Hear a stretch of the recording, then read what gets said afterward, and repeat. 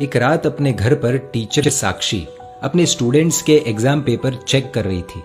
तभी उसके पति संजय उसके बगल में आकर बैठ गया। संजय अपने मोबाइल में मस्त था, गेम खेल रहा था। अचानक साक्षी की आंखों से आंसू बहने लगे। वो जोर जोर से रोने लगी। जब संजय को रोने की आवाज आई तो उसने मोबाइल से बिना आंख हटाए पूछा कि क्या हुआ साक्षी, रो क्यों रही हो? मुझसे नाराज हो क्या? साक्षी बोली, नहीं, मैं तुमसे नाराज नहीं हूं। दरअसल मैंने स्कूल में परीक्षा के तौर पर एसे राइटिंग में एक बहुत ही अच्छा विषय दिया था कि अगर आपकी इच्छा हो तो क्या बनना चाहेंगे। पति संजय जोर से हंस पड़ा। तो इसमें रोने वाली क्या बात है? फालतू में मेरा गेम खराब कर दिया। साक्षी बोली, संजय 2 मिनट फोन छोड़ो और ये देखो एक बच्ची ने क्या लिखा है उस एसे राइटिंग में। तुम खुद पढ़कर रो पड़ोगे। संजय ने कहा, अरे मैं थका हुआ हूं, प्लीज तुम पढ़कर सुना दो। साक्षी ने आंसू पोंछकर पढ़ना शुरू किया। डियर टीचर, मेरा ये एसे राइटिंग मेरे पापा को ना दिखाना, वरना मुझे बहुत डांट पड़ेगी। मैं जब भी घर जाती हूँ तो मेरे मम्मी पापा मोबाइल में बिजी रहते हैं। मेरी तरफ देखने का भी बहुत कम टाइम मिलता है उन्हें। मोबाइल का इतना ध्यान रखते हैं वो, इतनी केयर करते हैं मोबाइल की। वो मुझसे ज्यादा तो उनके फोन से प्यार करते हैं।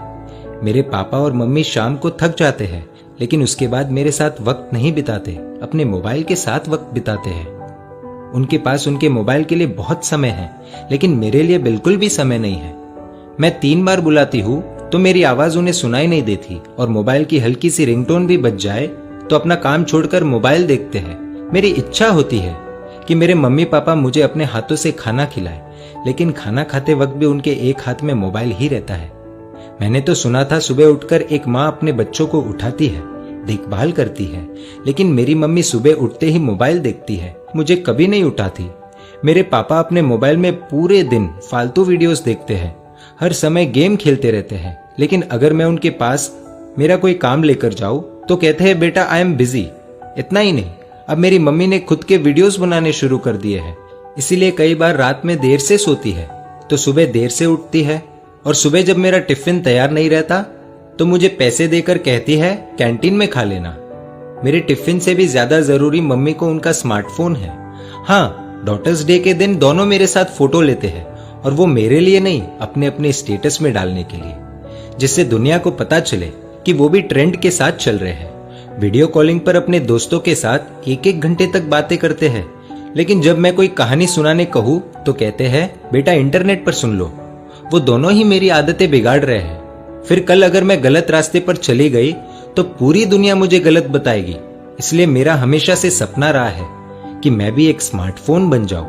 पूरे दिन अपने पापा के हाथों में रहूंगी, रात को सोते समय भी उनके आंखों के सामने रहूंगी, सोने के बाद भी उनका हाथ मुझ पर ही रहेगा। खाना तो नहीं मिलेगा, लेकिन हाँ, टाइम टू टाइम रिचार्ज होता रहेगा, मेरा पूरा ध्यान रखा जाएगा, मुझे खरोच भी नहीं आने देंगे। जहां भी जाएंगे मुझे अपने साथ ले जाएंगे, हमेशा दोनों की आंखों के सामने रहूंगी। संजय थोड़ा भावुक हुआ, लेकिन फिर से अपने गेम में लग गया और साक्षी से बोला कि ठीक है, अच्छा लिखा है, इसमें रोने जैसा कुछ नहीं है। तुम्हें इतनी सी बात पर रोना क्यों आ गया Sakshi? Be strong, come on. तो साक्षी ने कुछ ऐसा कह दिया कि खुद संजय भी अपने आप को संभाल नहीं पाया। साक्षी बोली कि संजय, ये ऐसे जिसने लिखा है वो अपनी ही बेटी है। दोनों के आंसू रुकने का नाम नहीं ले रहे। भागते हुए अपनी बेटी की बेडरूम में गए, देखा कि वो अपने मम्मी पापा की तस्वीर से लिपटकर सो रही है। ये दृश्य देखकर दोनों को रोना आ गया। साक्षी और संजय दोनों ने अपनी बेटी को नींद से जगाया, उसको उठाकर दोनों ने क्षमा मांगी, कहा कि बेटी तुमने हमारी आंखें खोल दी, हमें माफ कर दो, अब से स्मार्टफोन नहीं, तुम हमारी आंखों के सामने रहोगी। पूरे परिवार के लिए बहुत ही भावुक पल था।